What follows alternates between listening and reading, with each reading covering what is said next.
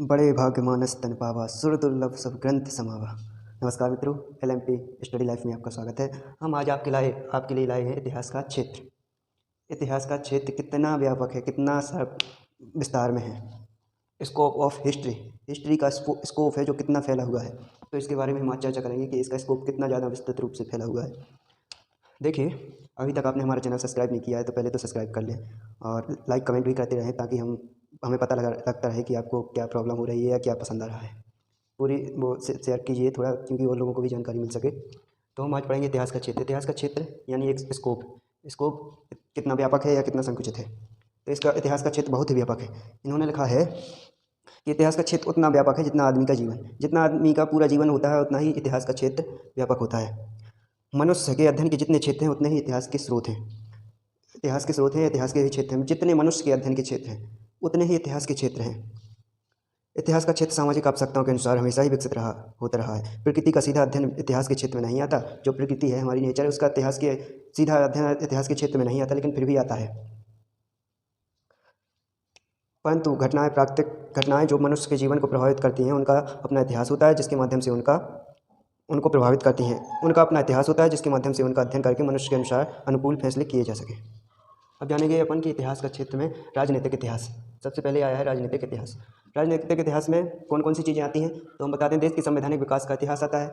सबसे पहले तो बता दें कि राजनीतिक इतिहास कहते किसे हैं या राजनीति किसे कहते हैं। तो आज के नज़रिए से देखें तो राजनीति एक समाज सेवा है। राजनीति का सीधा सीधा अर्थ होता है समाज सेवा। पहले के नज़रिए से होती थी तो और होता था थोड़ा कि राजाओं की जो चाल नीति वगैरह होती है उसे राजनीति कहते थे, लेकिन आज के समय में लोकतंत्र है तो उसे समाज सेवा कहते हैं राजनीति को।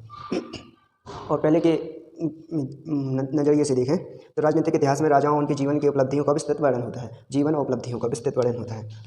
तो इसमें देश के संवैधानिक विकास का इतिहास होता है। इसमें अध्ययन किस किस चीज़ों का किया जाता है, तो राज्य को चलाने वाली संस्थाएं, प्रशासनिक व्यवस्था, कानून, न्याय, राज्य के आय के स्रोत, राजस्व व्यवस्था, कर संग्रह, करारोपण, गुप्तचर व्यवस्था, विदेशियों तथा पड़ोसियों से युद्ध तथा संधि इत्यादि इसी के अंतर्गत आते हैं। आर्थिक इतिहास, आर्थिक इतिहास के अंतर्गत क्या क्या आता है, तो कहते हैं कि यदि राजनीतिक इतिहास की रीढ़ है तो आर्थिक इतिहास उसका हृदय है। राजनीतिक इतिहास है जो इतिहास की रीढ़ है, रीढ़ ये होती है रीढ़ की हड्डी, तो आर्थिक इतिहास उसका हृदय है। आर्थिक इतिहास के अंतर्गत भी कृषि उद्योग, पशुपालन आदि आते हैं, तो इनको विस्तार से फिर एक एक करके देखेंगे।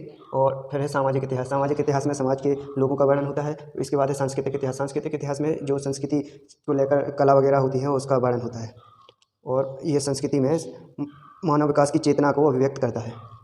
अब आता है धार्मिक एवं दार्शनिक इतिहास। देखिए, धर्म ने हमेशा, भारतीय इतिहास को हमेशा से ही धर्म ने प्रभावित किया है और अभी भी कर रहा है, तो इसका भी बहुत बड़ा इतिहास है। इसको विस्तार से पढ़ेंगे। संसदीय इतिहास, संसदीय इतिहास भी एक मेन पॉइंट रहा है हमारे इतिहास का। सैनिक इतिहास, सैनिक इतिहास भी देखिए, इतिहास में जब भी कोई लड़ाई हुई है तो सैनिकों की महत्वपूर्ण भूमिका रही है, इसलिए सैनिक इतिहास भी महत्वपूर्ण है। कॉमनवेल्थ इतिहास, कॉमनवेल्थ जानते होंगे आप, कॉमनवेल्थ होता है खेल का इतिहास। अब सबसे लास्ट में आता है विचारों का इतिहास, हिस्ट्री ऑफ थॉट। विचारों के इतिहास में भी बहुत सी चीज़ें आती हैं इसके अंतर्गत। औपनिवेशिक इतिहास, इतिहास दर्शन, मानव सभ्यता का इतिहास, जनजातियों का इतिहास, भौगोलिक इतिहास, विश्व इतिहास, स्वतंत्रता आंदोलन का इतिहास, इतनी चीज़ें हैं इतिहास के क्षेत्र में।